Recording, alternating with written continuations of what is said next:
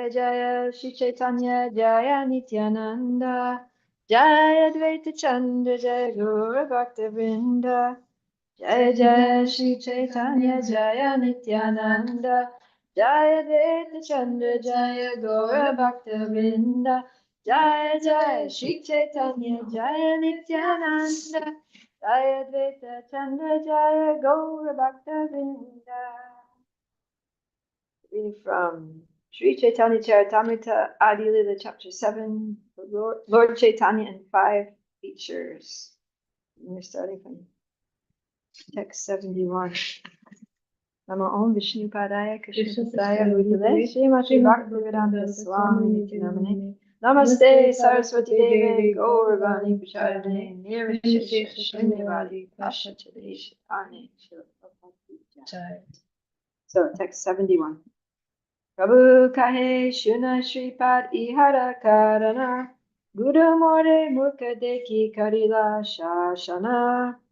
So remember, Lord Chaitanya is now in Varanasi, and he got an invitation from one Brahmin to go and take lunch with all the Mayavadi sannyasis. So Lord Chaitanya shows up, and he washes his feet at the entrance, and then he sits down in that dirty place where all the 30-foot water is and everything. And then he makes himself very extra effulgent. He's already effulgent, but he makes himself super extra effulgent. And then the leader of the Mayavadi sannyasis, Prakashananda Saraswati, he notices, wow, this sannyasi sitting there near the shoe rack is exceptionally beautiful and effulgent. He looks like he's, directly the Supreme Personality of Godhead. Why is he so meekly and humbly sitting in that dirty place? So then he asks Lord Chaitanya, Lord Chaitanya says, I'm just a low-class sannyasi. I don't deserve to sit with the rest of you. I'm just a junior. Don't worry about me. And then he says, no. So he takes him by the hand, and then he brings him to a nice sitting place. And then he starts asking him questions, like, why are you just chanting and dancing? Why don't you study Vedanta? Why are you acting like a low-class person, just associating with fanatics, and you look so brilliant as if you're God himself? So now Lord Chaitanya is going to reply. Text 71 translation. Sri Chaitanya Mahaprabhu replied to Prakashananda Saraswati, my dear sir, kindly hear the reason. My spiritual master considered me a fool, and therefore he chastised me. When Prakashananda Saraswati inquired from Lord Chaitanya Mahaprabhu why he neither studied Vedanta nor performed meditation, Lord Chaitanya presented himself as number one fool, in order to indicate that the present age, Kali Yuga, is an age of fools and rascals, in which it is not possible to obtain perfection simply by reading Vedanta philosophy and meditating. The Shastras strongly recommend Hare Nama, Hare Nama, Hare Nama Eva Kevalam, Kalo Nastyeva, Nastyeva, Nastyeva Gatya Anyata. In this age of quarrel and hypocrisy, the only means of deliverance is the chanting of the holy names of the Lord. There's no other way, there's no other way, there's no other way. People in general in Kali Yuga are so fallen that it is not possible for them to obtain perfection simply by studying the Vedanta Sutra. One should therefore seriously take to the constant chanting of the holy name of the Lord. So, yeah, he's setting the example for how to be a devotee in Kali Yuga. And so, meditation was a practice that was recommended in Satya Yuga.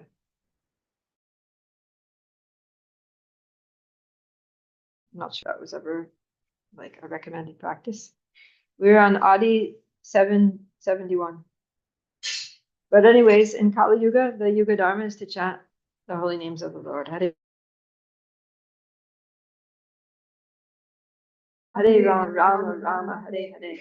And even though obviously Lord Chaitanya is not a fool, to speak of fool number one, he's the Lord, he's the supreme intelligent, he has all knowledge. And even in his pastimes, he wasn't a fool. He was Nimai Pandit. He was a great, famous scholar, well known all over the land and sought after by the best of students.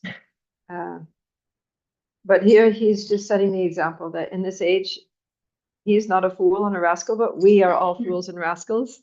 And so we have no hope of freeing ourselves from material bondage by studying Vedanta or meditating.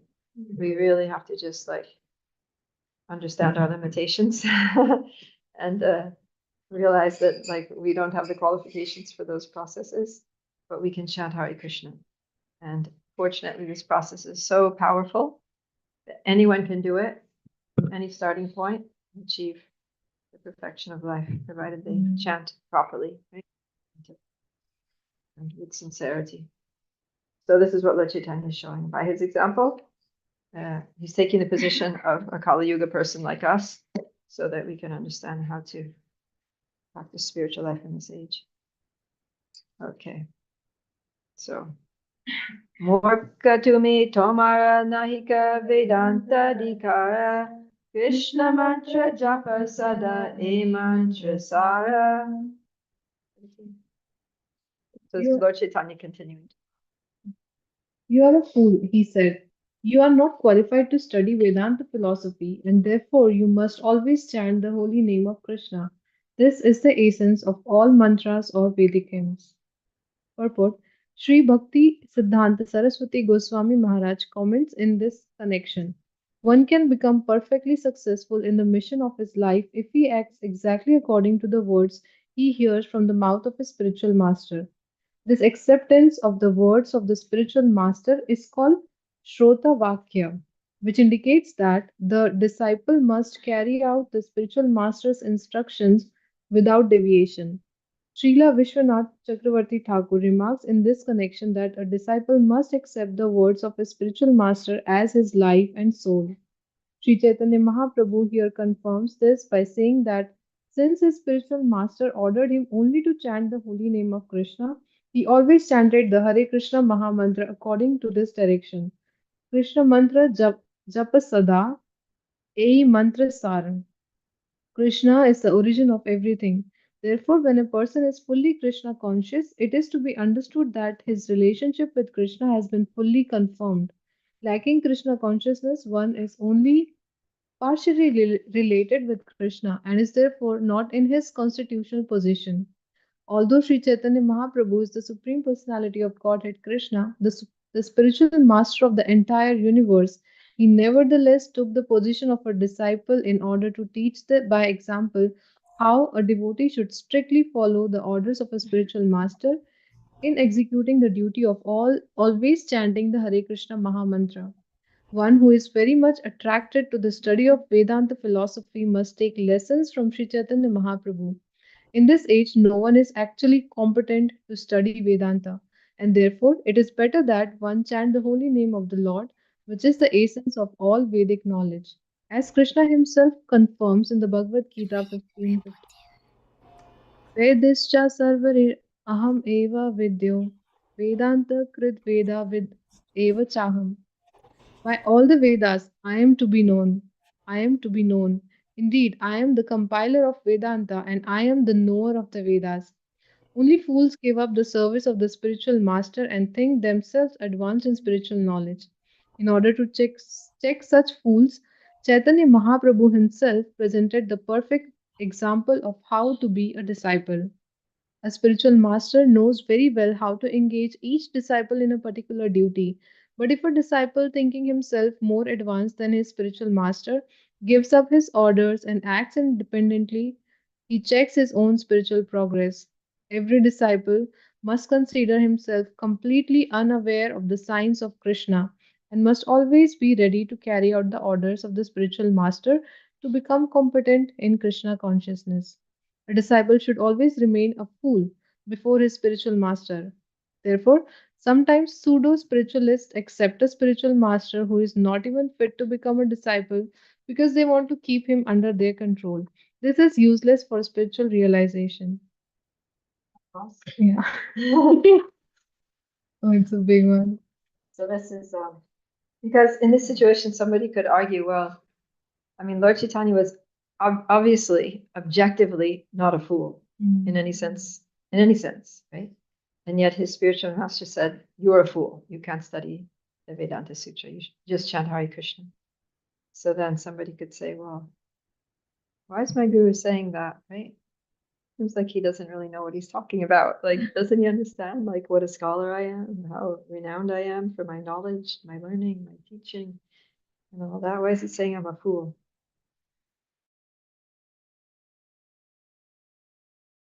Yeah, we have to accept the spiritual master's instructions without deviation. So even if the spiritual master says something that doesn't make sense to us, doesn't seem to add up with our observation, right? But we have to have faith that our observation is limited, right? And even if the spiritual master is saying something which is not objectively true, but he may be saying it for a purpose, right? For a higher purpose.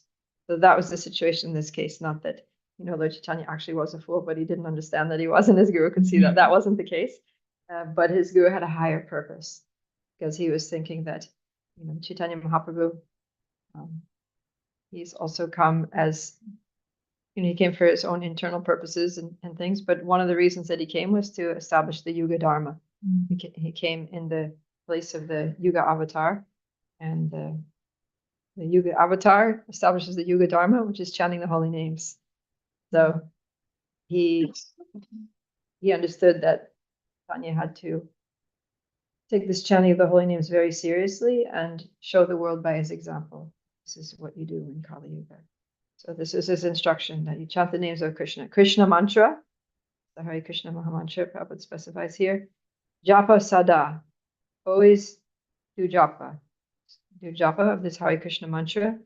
A mantra sar, that out of all mantras, this is the best. This is the essence of all mantras. So another point here is not that, you're too stupid to study Vedanta Sutra, but what he's, by saying a mantra sar, he's saying that it's unnecessary to study all those Vedic mantras, all the Vedic mantras of the Vedanta Sutra, because this is the essence of all Vedic knowledge. Right? That's how Prabhupada translates sar here. Sar means the essence. This is the essence of all Vedic knowledge. If you just understand Krishna, right? If you just understand that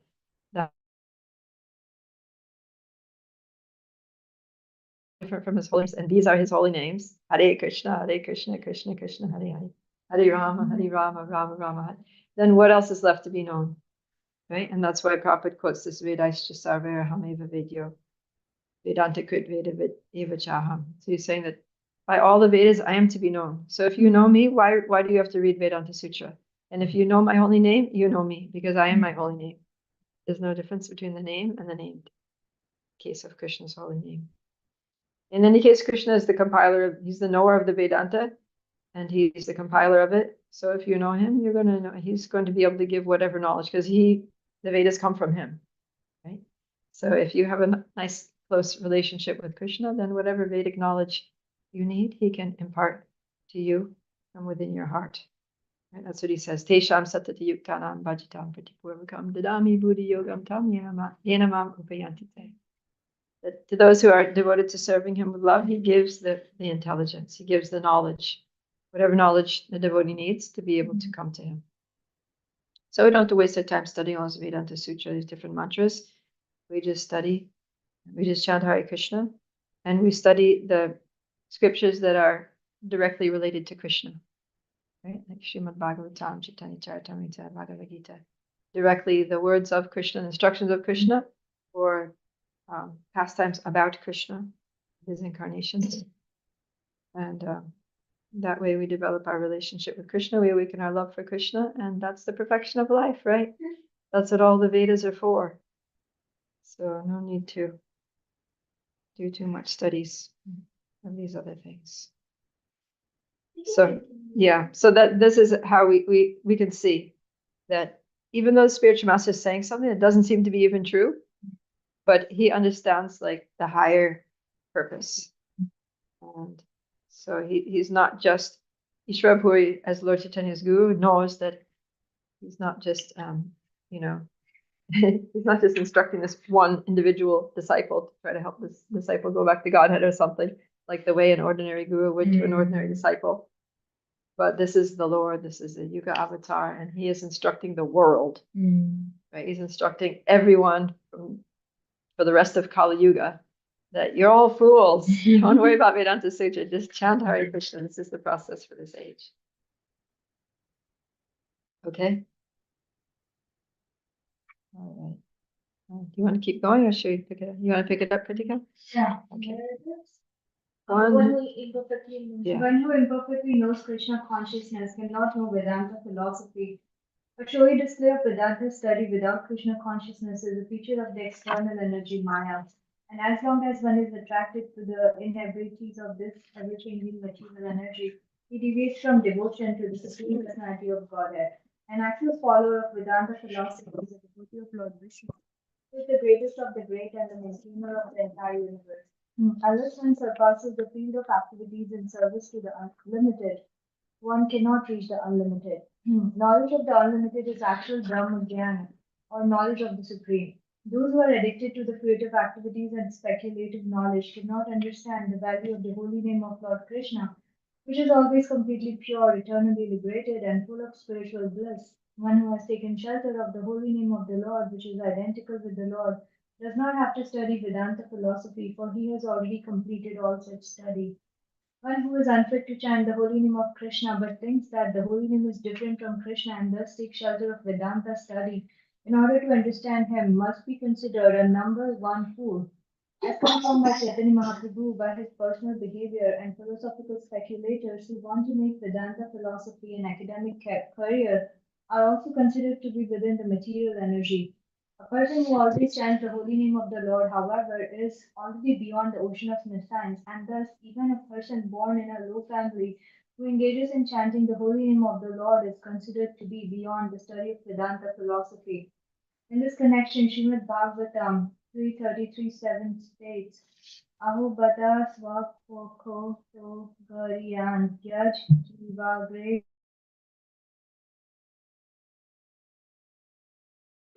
Asnur Arya Brahma Nuchu Nama Granti Ete. If a person born in a family of dog eaters takes to the chanting of the holy name of Krishna, it is to be understood that in his previous life he must have executed all kinds of austerities and penances and performed all the Vedic yagyas. Another quotation states, Rigvedo ta yajurveda samavedo api atharvana adi ta sitena yetu kam Hari iti akshara dvayam. A person who chants the two syllables Hari has already studied the four Vedas, Sama, Rig, Yajur, and Atharva. Taking advantage of these verses, there are some Sahajiyas who, taking everything very cheaply, consider themselves elevated Vaishnavas but do not care even to touch the Vedanta Sutra or Vedanta philosophy. A real Vaishnava should, however, study Vedanta philosophy, but if after studying Vedanta one does not adopt the chanting of the holy name of the Lord, he is no better than a Mayavadi. Therefore, one should not be a Mayavadi, yet one should not be unaware of the subject matter of Vedanta philosophy.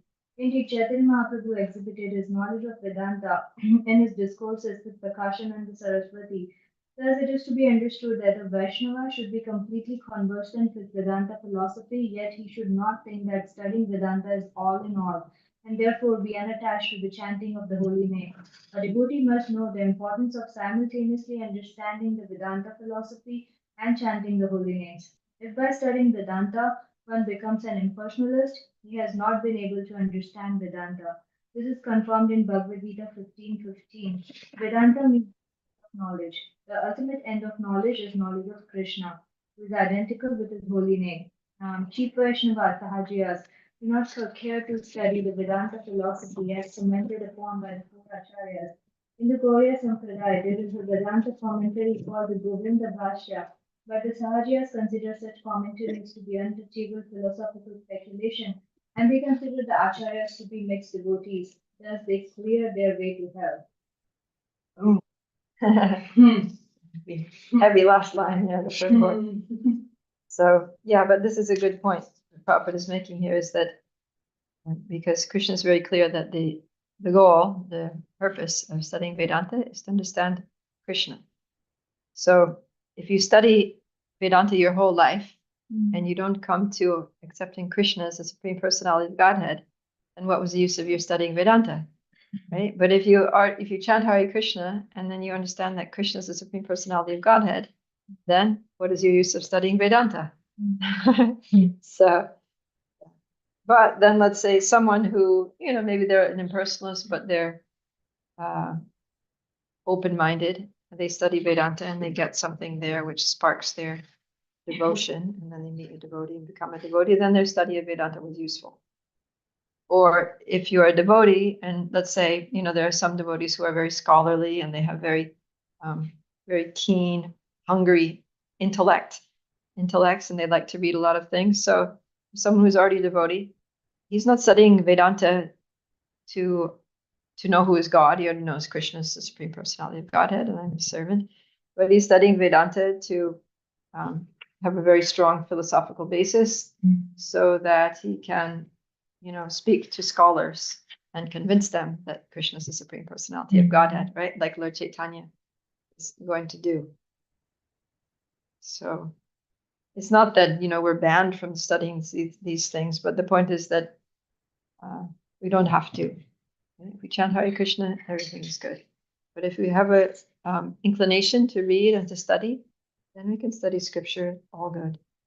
But it's recommended that because Vyasadeva wrote Vedanta Sutra, and afterwards he was feeling unsatisfied, right? He was feeling depressed that his work was incomplete. He hadn't achieved what the Lord wanted him to achieve through all of his accomplishments. And so then Narada Muni came along and said, oh, the reason is because, although you've written this nice summary of all the Vedic knowledge, the Vedanta Sutras, but it's not making it very, very clear that Krishna is the person to be meditated on, that Krishna is the supreme absolute truth, that we are servants of Krishna. Krishna is the supreme goal of life. So you need to write a commentary now on Vedanta Sutra, making that very clear. And so then he wrote the Srimad Bhagavatam. That's his own. So the author's commentary on his own book. Right. So it's like someone writes a book and then after they realize, oh my God, I forgot something very important. I wrote it in such a way that it's not, the meaning is not really clear. People are misunderstanding. So now I need to write a commentary to make it very clear so that people don't misinterpret it, be misled, inadvertently be misled. So then he wrote Srimad Bhagavatam. So then, and then after writing Srimad Bhagavatam, then he was satisfied because he made it very clear that names of the Lord, the form of the Lord, the incarnations of the Lord, the pastimes of the Lord, qualities of the Lord, the process for reaching the Lord, everything's very clear. So that's why we study Srimad Bhagavatam. Okay. All right. Let's go to 73. Krishna mancha haite habe samsara mojana. Krishna nama haite pabe Krishna charana. Simply by chanting the holy name of Krishna, one can obtain free from material existence. Indeed, simply by chanting the Hare Krishna mantra, one will be able to see the lotus feet of the Lord. Purport. In this Anubhashya, Sri Bhaktivedanta Saraswati Goswami says that the actual effect that will be visible as soon as one achieves transcendental knowledge is that he will immediately become free from the clutches of Maya and fully engage in the service of the Lord. Unless one serves the Supreme Personality of Godhead Mukunda, one cannot become free from fruitive activities under the external energy. However, when one chants the holy name of the Lord offenselessly, one can realize a transcendental position that is completely aloof from the material conception of life. Rendering service to the Lord, a devotee relates to the Supreme Personality of Godhead in one of the five relationships, namely Santa, Dasya, Sakhya, Vatsalya, or Madhurya, and thus he relishes transcendental bliss in that relationship. Such a relationship certainly transcends the body and mind. When one realizes that the holy name of the Lord is identical with the Supreme Person, he becomes completely eligible to chant the holy name of the Lord. Such an ecstatic, I'm sorry,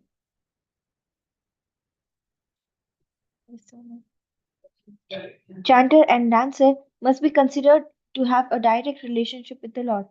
According to the Vedic principles, there are three stages of spiritual advancement, namely Sambandha Jnana, Abhideya, and Prayojana.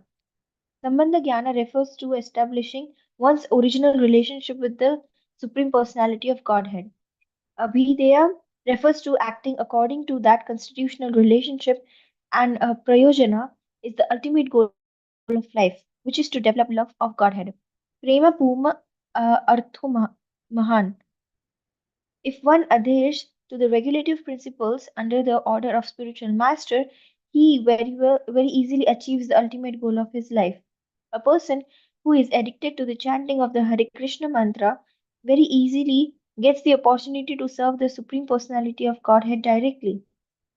There is no need for such a person to understand the grammatical jugglery in which Mayavadi sannyasis generally indulge.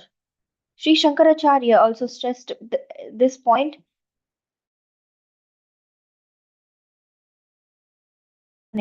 simply by juggling grammatical suffixes and prefixes, one cannot save himself from the clutches of death.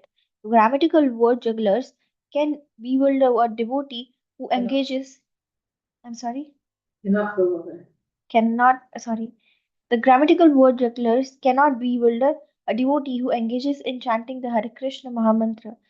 Simply addressing the energy of the Supreme Lord as Hare and the Lord Himself as Krishna very soon situates the Lord within the heart of the devotee. By thus addressing Radha and Krishna, one directly engages in his Lordship's service. The essence of all revealed scriptures and all knowledge is present when one addresses the Lord and his energy by the Hare Krishna mantra. For this transcendental vibration can completely liberate a conditioned soul and directly engage him in the service of the Lord.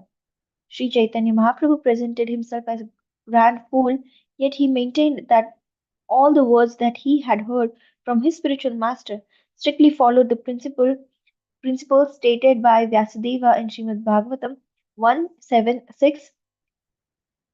Anartho pashamam sakshad bhakti yogam adhokshaje lokasya ya- jaya janato vidvas vidvamsha chakre satvata samhitam. The material miseries of a living entity which are superfluous to him can be directly mitigated by the linking process of devotional service. But the mass of people do not know this, and therefore the learned Vyasadeva compiled this Vedic literature, Srimad Bhagavatam, which is in the relation to the supreme truth. One can overcome all misconceptions and entanglements in the material world by practicing bhakti yoga, and therefore Vyasadeva, acting on the instruction of Sri Narada, has very kindly introduced Srimad Bhagavatam to relieve the conditioned souls from the clutches of Maya. Lord Chaitanya's supreme spiritual master instructed him, therefore, that one must read Srimad Bhagavatam regularly and with scrutiny to gradually become attached to the chanting of the Hare Krishna Mahamantra. The holy name and the Lord are identical. One who is completely free from the clutches of Maya can understand this fact. This knowledge, which is achieved by the mercy of spiritual master, places one on the supreme transcendental platform. Sri Chaitanya Mahaprabhu presented himself as a fool because he could not understand that simply by chanting one can be relieved from all material conditions. But as soon as he became a faithful servant of his spiritual master and followed his instructions, he very easily saw the path of liberation. Sri Chaitanya Mahaprabhu's chanting of the Hare Krishna mantra must be understood to be devoid of all offenses. The 10 offenses against the holy name are as follows: 1. To blaspheme a devotee of the Lord; second, to consider the Lord and the demigods to be on the same level, or to think that there are many gods; 3. Neg- to neglect the orders of the spiritual master; fourth, to minimize the authority of scriptures, Vedas; fifth, to interpret the holy name of God; sixth, to commit sins on the strength of chanting; seventh, to instruct the glories of the Lord's name to be unfaithful; eighth, to compare the chanting of the holy name with material piety; ninth, to be inattentive while chanting the holy name; tenth, and tenth, to be attached to material things in spite of chanting the holy name.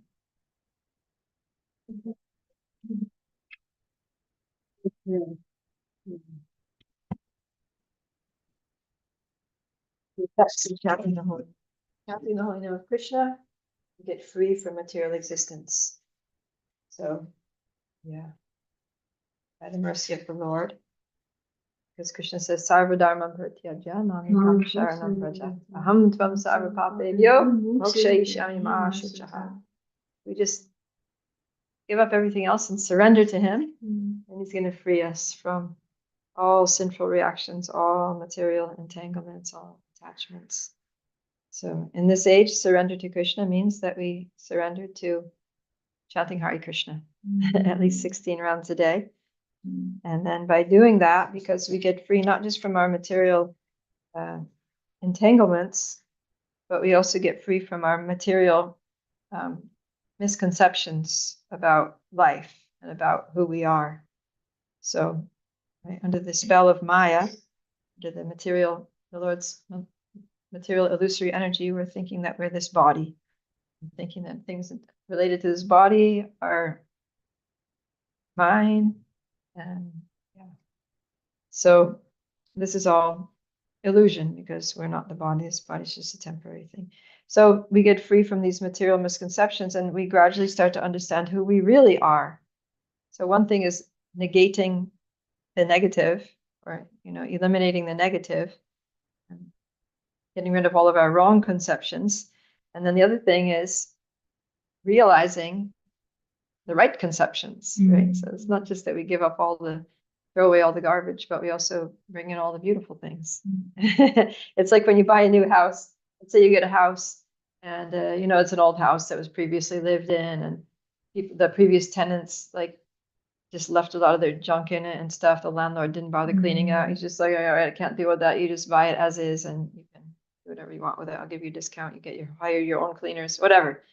So then the first thing that you have to do is clean out all the junk, get rid of all the old, whatever things. Maybe a few things there you might want to keep, but most stuff you want to get rid of, the old furniture that's got their cat hairs all over it, and all the pots, everything from the kitchen stuff, clean everything really nice. But then you get it sparkling clean and tidy. But then you're not just going to live in an empty house, right? Then you're going to bring your own stuff in. You're going to bring in all your nice things. You're going to put up your altar. You're going to install your deities. You're going to bring all the deity paraphernalia, your personal belongings, and your mridanga and your harmonium, and some nice furniture, and some nice mats and cushions for guests to sit on when you have kirtan events at your home, and whatever, right? So it's like that. So the first thing that chanting does is that it cleans all the gunk, all the anarthas, all this material conditioning out of our hearts. But then the next thing it does is that it fills our hearts up with a lot of very positive realizations of Krishna and about our relationship with Krishna. So that's what he's saying here, is that when we chant the holy name, then we gradually realize transcendental position, our relationship, whether it's Shanta, Dasya, Sakya, Vatsalya, Madhurya. And then we can identify more and more with who we really are. And then we can continue to connect with the holy name from that position of actual, real ego, who we really are. Now we're chanting not just to purify ourselves, but we're chanting in a loving relationship, to nourish our loving relationship, specific relationship, direct relationship that we have with the Lord. And yeah, Lord Chaitanya is saying that his spiritual master told him that simply by chanting one can see the lotus feet of the Lord.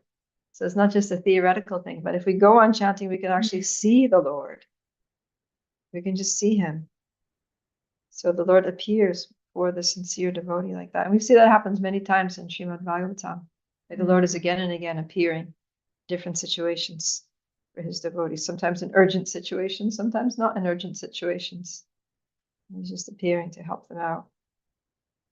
So we need to get addicted to this chanting. Prabhupada said one who is addicted to chanting the Hare Krishna mantra, it's funny, he uses that word, right? Very easily gets the opportunity to serve the personality of Godhead directly. So at that stage, we don't need to worry about,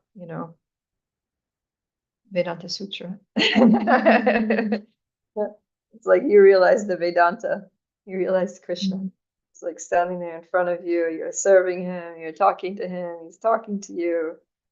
And yeah, but these Mayavadis are never going to be able to understand that because they reject Krishna and they think they are Narayan. They don't have any interest in serving him, so Krishna stays far away.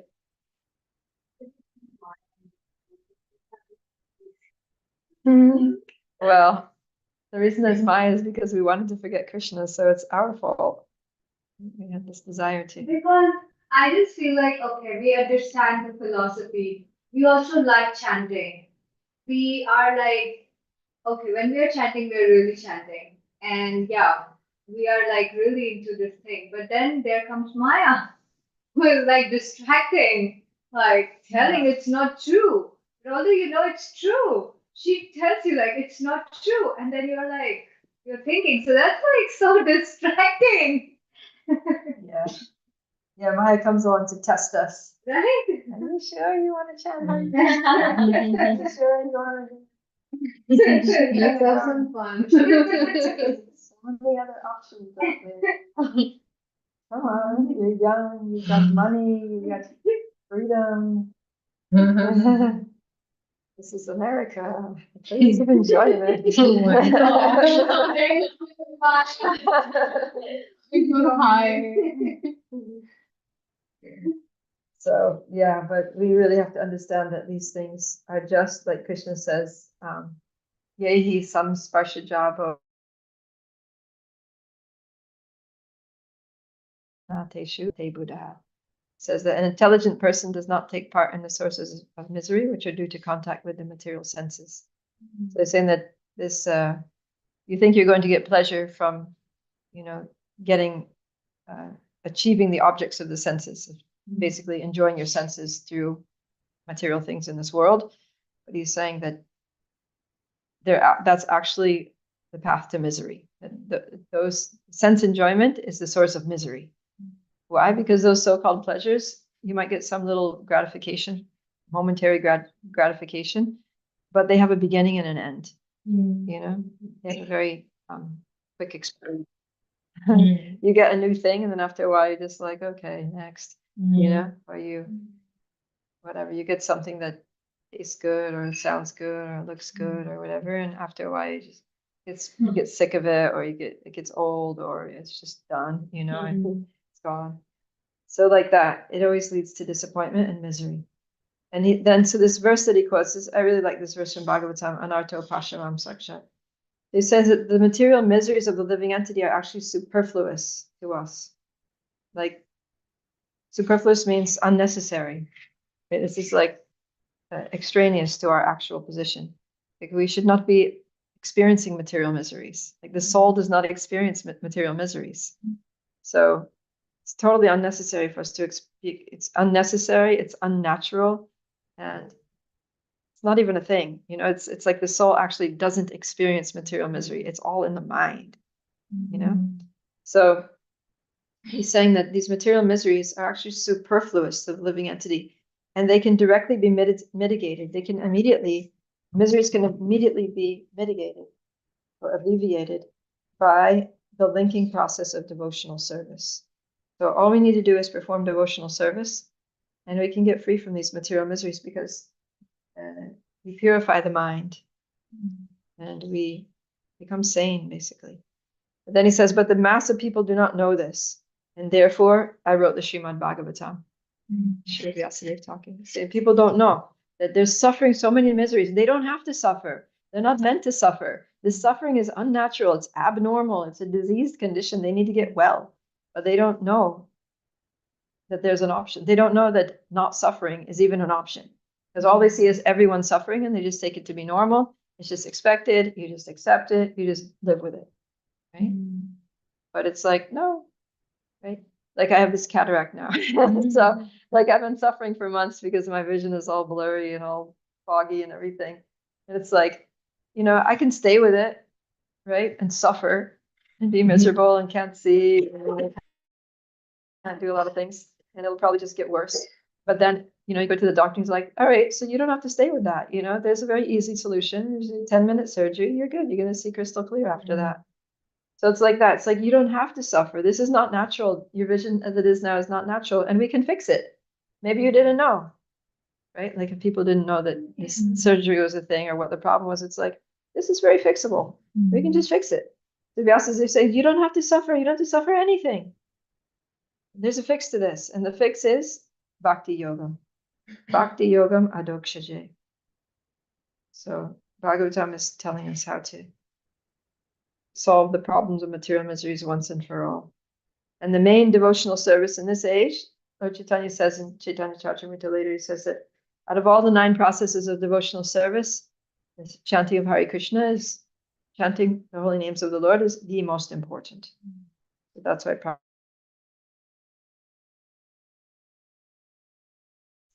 Okay, so yeah, and then he ends with the 10 offenses. So we have to try to chant purely. Try to chant Shuddhanam without any offenses. Very sincerely, very focused. Okay, Bhakti Rich has had his hand up since before I even started talking. So go ahead, Rich. Hare Krishna, Prabhupada Priya. Just a quick question on the 10 offenses.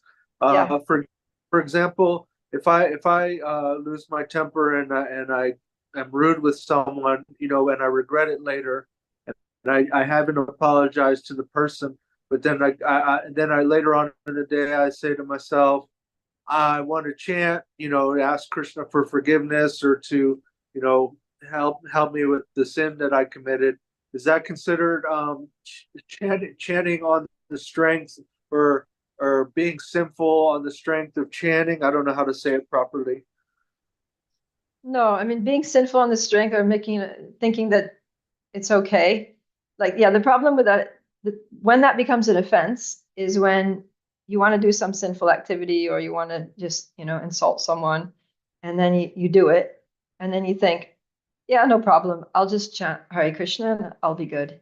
It'll just wipe away the sin, wipe away the offense. So that's when it becomes an offense to the holy name, because you're basically just using the holy name as like a doormat to wipe your muddy feet on, right? So that's not a nice use of the holy name. So yeah, so if you kind of lose your temper and then you yell at someone and they get offended, and then afterwards you're like, oh shoot, I really messed up. I got like Right. out of control. And then you feel terrible and you go to the devotee, you're like, Prabhu, I'm so sorry. I lost it. Please forgive me.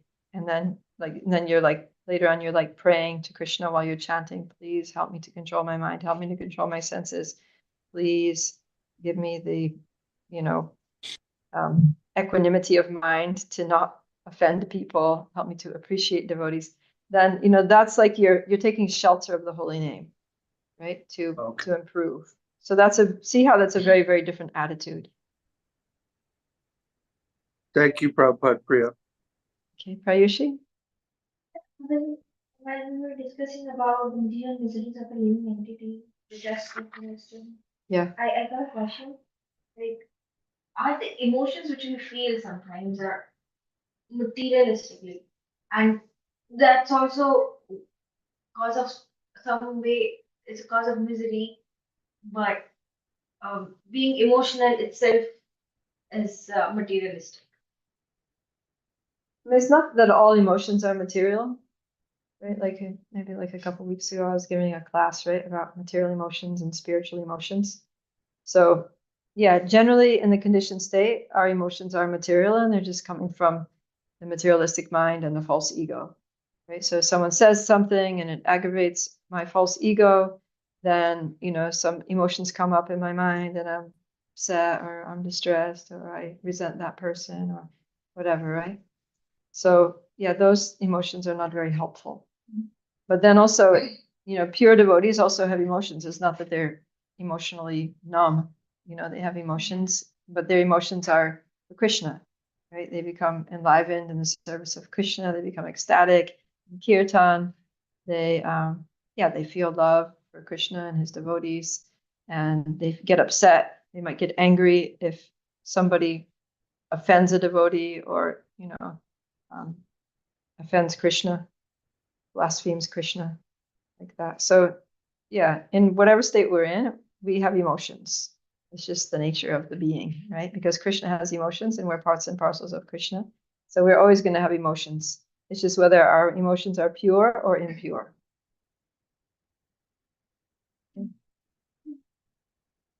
Ajit? Hi, Krishna. I was just wondering about the last offense here. I was reading it with Ananga this morning in Nectar of Devotion, and it was saying like there was this whole list of all of these like different offenses you can do.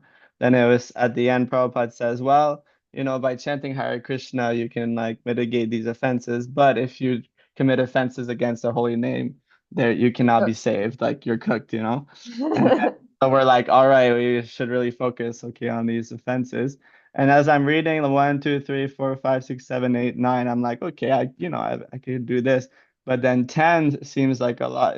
Seems like the hardest one out of all these. And I was just wondering if you can elaborate exactly what it means and to what extent are we committing that offense. For example, if we're attached to our a partner or attached to like our place of residence or clothes or whatever or car, are we committing this offense against the holy name, You mean like that one sweater that you have that you always wear? I have like two, 3 I always wear. Yeah, you're right. We're just I mean, joking I could live with whatever sweater. It just so happens that's the one I have right now. I mean, we were joking about that sweater the other day. Like when Ajit leaves his body, we're gonna send him to the grave wearing that sweater. which one are you talking about? The one you used to always wear that has like some stripes. Like one is like different color horizontal stripes. It has like llamas on it, right, or something? I don't know about that. There's like brown and there's a brown one, a blue one, a yellow one. The colors of the stripes. I think it was Prema gave me that sweater. Yeah. You used to always wear it when you were here. And then I saw you wearing it on Zoom. I was like, oh my God, the sweater. Anyways, hi Krishna. So let me see. About maintaining material attachments. Yeah. So the thing is, it's usually the way it's written here, it says to be attached to material things. Usually the way we say it is to maintain material attachments. So the way I've heard it explained is that, we may have material attachments, but we understand that these material things are not really mine, right? They're not my possessions, because, yeah, everything belongs to Krishna, and even I belong to Krishna. These things are with me just temporarily. And, even relationships with people that we love, we get attached, but we have to realize ultimately that this person is not mine and I can't keep them forever. It's not an eternal relationship. As much as we might like it to be at some moments in the relationship, there may be other moments in the relationship where we might be like, I'm so glad that wasn't an eternal relationship. Uh-oh. Yeah. So, but the thing is, that, yeah, we should understand at least theoretically that these things that we have that we're attached to, that we can't keep, that they're temporary, and that we need to, if not immediately, at least eventually become detached from them. Right? We have to keep that in the back of our mind, that we need to become detached at some stage sooner or later. I mean, otherwise they're just going to be ripped out of our fingers anyway at the time of death. So it's better if we can be detached and responsible and caring, but not attached. So what we do is we it's not that we have to just throw everything away and all that, right? We can live in this world and just keep everything Krishna focused, right? Use everything in Krishna's service. So the attachment comes when we think this is mine and this is for my enjoyment, and I'm just going to keep feeding this attachment. So one thing is we don't keep feeding the attachment. We try to get transcendental knowledge to become detached. And then the other thing is that rather than giving the thing up, we find a way to connect it with Krishna, right? So obviously you're newly married, you're going to be attached to your wife, right? Your wife is going to be attached to you. So that's not a bad thing as long as you're attached to Krishna and you understand that, like, you know, your wife is not your possession for your sense enjoyment, but you understand that by Krishna's mercy, you got yourself a nice devotee wife and you care for her and provide for her needs and you support each other in the development of your Krishna consciousness. Then it's very purifying. Then it's liberating. And that's Yeah, that's what detachment is, right? Yukta Vairagya. The real Vairagya is Yukta Vairagya. It means we use everything in Krishna's service. Go ahead. yeah, it's just like, it could look like, okay, we're just like attached to each other like any other couple. But like actually what it's making us do is it's really building our faith so much because we're like, wow, like how wonderful is Krishna that he, brought us together like this, And it just makes us like want to preach more, it makes us want to like do more for him because it's like, wow, he's giving us everything that we want, It's like how Yeah. wonderful he is, Yeah. Yeah. So that's nice. Yeah. So then it's not a material attachment, right? I mean, it says also we shouldn't be attached to material things. But if your relationship is Krishna conscious like that, it's not a material thing. Hmm. Right? It's a spiritual thing. Right? You got a spiritual thing going there. Between the two of you chant together, right? I watch Ananga's videos. Sometimes you guys are chanting together, you're reading together, you're, cooking together, making offerings to Krishna together and preaching together. And so that's nice, it's spiritual. Even if we like a chocolate cookie once in a while. Yeah, that's permissible. Thank you. Okay. Jai. Pragati. Yeah, I had the similar questions, but I was also thinking of ninth offense where it says that to be inattentive while chanting, so all 16 rounds. Yeah. It's very difficult to be, like attentive. And so, do you have any comment where we can have some focus and attentive? And also here, like to be inattentive, this means that you're inattentive and you don't really care, you're just like, I'm chanting, whatever, so, but as long as we're trying to be attentive, right? Then if the mind wanders, we catch it. And whatever point we catch it, hopefully sooner than later, whatever point we catch it, we bring it back.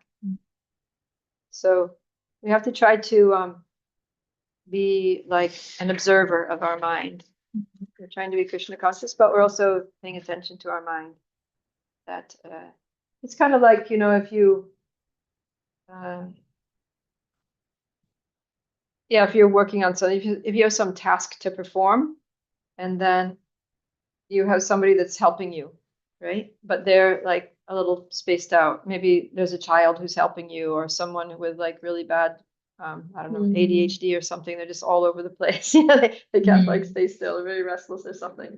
So it's like you need to get something done, and then you're doing your part, and you're like, pretty fixed in what you're doing. But then you have this person with you who's like, you have to keep an eye on them because as soon as you kind of like look away for a while, they're gonna run off and be doing something else. Or it's like, say if you're like a department manager, in a retail store or something, and like you've got this young employee that they don't really want to do their job, but they're getting paid, so they have to work. But as soon as you're not keeping as soon as you got your eyes off them, they're gonna disappear. They're on their phone, they're outside having a cigarette break for half an hour or something. So like, what? That's your. That's our brain, right? That's what you want. That's the mind. So the mind is like this, incompetent employee that's always wanting to go outside for a half an hour cigarette break. Yeah. So you have to keep it. If you have an employee like that, what are you gonna? You just have to keep your eye on them all the time. You're like, hey, where are you going? Or it's like, all right, cigarette break. 5. Okay, hopefully not a cigarette break. Snack break. Okay, 5 minutes and back here. And if they don't come back, then you need to go out and get them and be like, it's been 10 minutes already. What happened? I said 5. Okay, So it's like, yeah. So we have to be like that. We have to kind of supervise our minds. We have to be the supervisor of our minds, and when they drift off and go and start doing some other activity that's not paying attention to japa, then we need to bring them back. So it's also good to like kind of separate ourselves from our minds and understand I'm not my mind. And the things that my mind wants to do and think about, it's not what I want to do and think about. So I need to like control this mind. I need to be the boss here. Ajit? Oh, Pragati? Yes.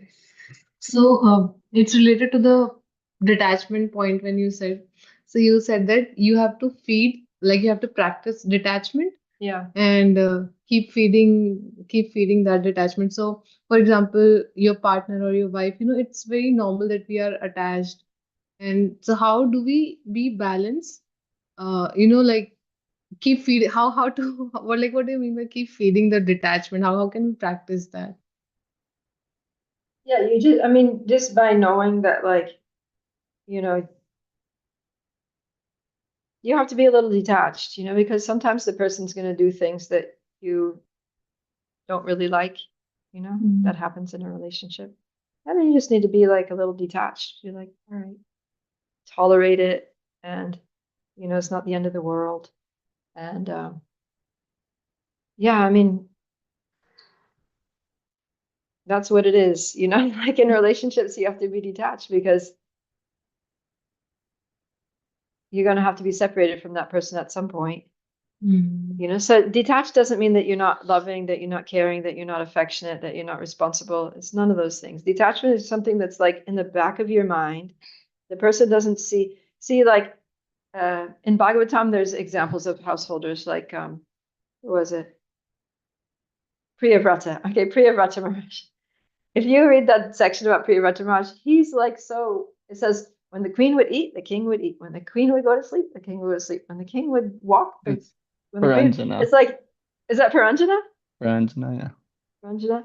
And there's another one also, like I think who was no, it was Priyavrata Maharaj who wanted to renounce, and he actually went to the forest to renounce, and then Narada Muni was coaching him in his renunciation, and then Swayambhuva Manu came and was like, hey, I need someone to be the king. You have to do it. Just leave your renunciation and come back and get married and rule a kingdom. So Priyavrata Manu, he wasn't into it. And then Swayambhuva Manu was desperate. He went and got Lord.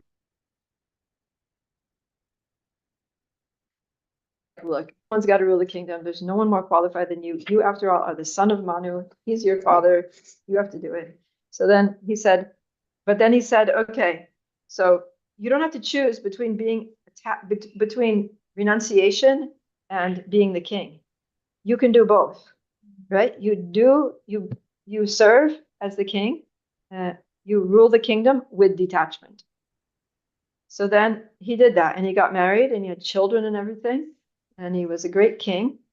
And it says that externally, he was just like, a very doting, very loving husband. And with his children also, he was very, very affectionate. But internally, he was detached. So see, this is where devotees usually make a mistake, because internally, they're very attached, but externally, they pretend to be detached, and then they just become cold, or they become irresponsible, or they're just like, whatever, I don't care, these children are just Maya, or whatever, and it becomes horrible, the family life just becomes really bad.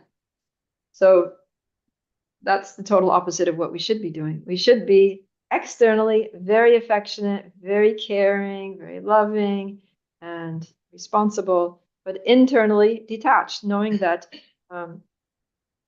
that this person doesn't belong to me, that this is, my children are, they are eternal individual souls that have been put into my care for this lifetime. I'm going to do my best to take care of them, but I know that they are Krishna's eternal servants, and I'm just going to try to serve Krishna by bringing them back to his eternal service, and whether that eternal service involves me or not, my part here. So the same thing, right, with our husband, wife, with our brothers and sisters, with our parents, everything. But externally, we're doing everything very, very conscientiously. But internally, we're like, this is not eternal. This is not And this is also not really the source of my ultimate happiness. Right? As much pleasure we might get from our relationships with our loved ones, this is really not the ultimate source of happiness. Because the real source of pleasure is Krishna. Okay, Ajit and then Kritika. This is a hot topic here. Yeah, something about your classes makes me have a million things to say every time. I don't know what it is. But yeah, one comment on this attachment. There's a verse in Bhagavatam, I'm sure you're aware, something like attachment to materialistic people is the cause of bondage, but attachment to like a devotee, like a self-realized soul, paves the way for liberation. Something like that. Yeah. So that's interesting. And then on 9, sorry to go back to that, but it's confusing to me because 9 usually is to preach the holy name to people that don't care. You know what I mean? Like it's the different 9 on here. So what is that all about? Yeah, I mean, sometimes Prabhupada just puts different things in different places. Because the way that Prabhupada wrote his purports is that he spoke them, right? So he's just speaking. He's not looking at the list of 10 offenses and like reading it out or copy pasting from a list of 10 offenses into his Word document or something for his purport. He's just saying them from memory. So yeah, that's how he said it. Yeah, it's interesting because this morning we read the list and it didn't have that, and I was just thinking, I wonder if devotees just like added that because they thought it should be in there, but probably they added that because he put it here, so they're like, okay, I guess there's 11. Oh, no, I mean, that list is from the Padma Purana. It's actually like a legit list. It's not something that like Prabhupada made up. Yeah. It's from the Padma Purana and it's like that.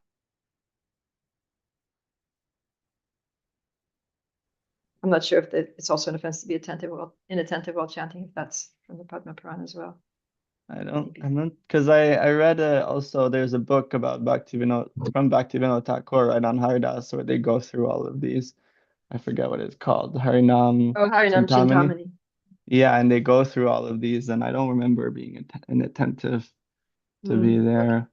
But also what I've heard about this is that if you're thinking about service, like about preaching or something like that, it's also like being focused on. Like it's not the highest stage, but it's better than just to think about sense gratification, right? Like if you're if you're chanting and you're thinking about Krishna, service to Krishna, serving devotees of Krishna, then yeah, I mean that's what it is, right? That's like we're praying to be engaged in Krishna's service. So if you're thinking of how you're going to be engaged in Krishna's service, then it's fine. Okay, thank you. We read this 9th offense every day in the temple. That in No, the being 9th offense inattentive. is usually to instruct a faithless person about the glories of the holy name. Yeah, but this inattentive is among the 10. It's after the 10. It's additional to the 10. Oh, okay. We do the 10 and then we say it is also an offense to be to inattentive while okay. chanting. Sorry, I will be very quick. Okay, I was just thinking, like, for example, it's all about detachment. That's what we are discussing. So, I was just thinking, like, in terms of money, they say like you purify your money when you give some daan, like when you give some charity, so your money is purified.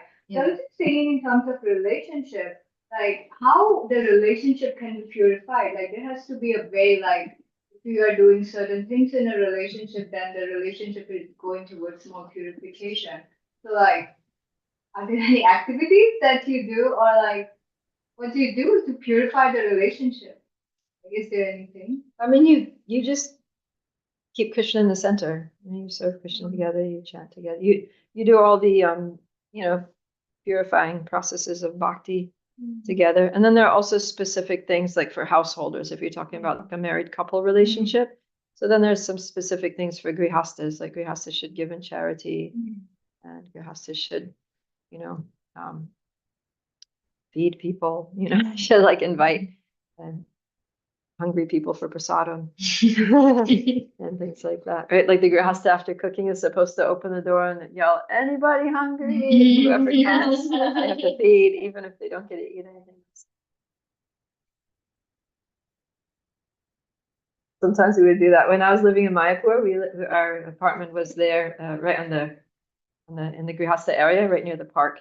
So a lot of children would be playing out in the park. So then, I would cook and then I would go out onto the balcony and be like, "Hey, you kids, anybody hungry?" A couple times some kids would come in and eat. And that's like one example. Okay, are we good?